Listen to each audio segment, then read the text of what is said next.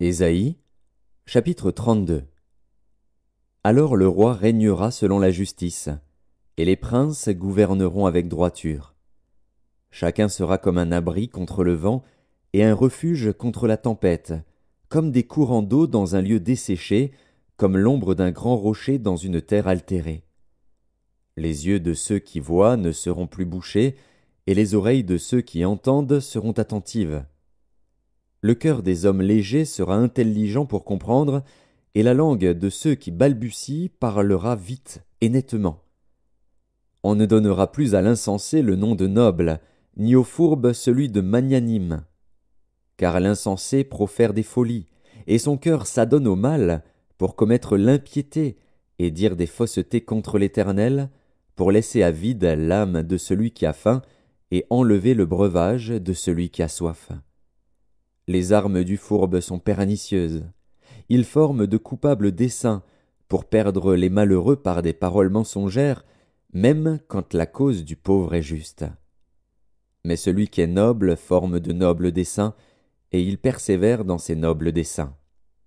Femmes insouciantes, levez-vous, écoutez ma voix. Filles indolentes, prêtez l'oreille à ma parole. Dans 1 an et quelques jours, vous tremblerez, indolentes, car c'en est fait de la vendange, la récolte n'arrivera pas. Soyez dans l'effroi, insouciantes, tremblez, indolentes, déshabillez-vous, mettez-vous à nu et saignez vos reins. On se frappe le sein au souvenir de la beauté des champs et de la fécondité des vignes. Sur la terre de mon peuple croissent les épines et les ronces, même dans toutes les maisons de plaisance de la cité joyeuse. Le palais est abandonné, la ville bruyante est délaissée. La colline et la tour serviront à jamais de caverne.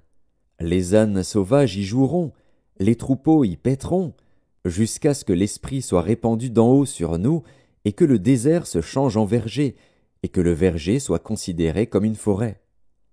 Alors la droiture habitera dans le désert, et la justice aura sa demeure dans le verger. L'œuvre de la justice sera la paix, et le fruit de la justice le repos et la sécurité pour toujours. Mon peuple demeurera dans le séjour de la paix, dans des habitations sûres, dans des asiles tranquilles. Mais la forêt sera précipitée sous la grêle, et la ville profondément abaissée. Heureux vous qui partout semez le long des eaux, et qui laissez sans entrave le pied du bœuf et de l'âne.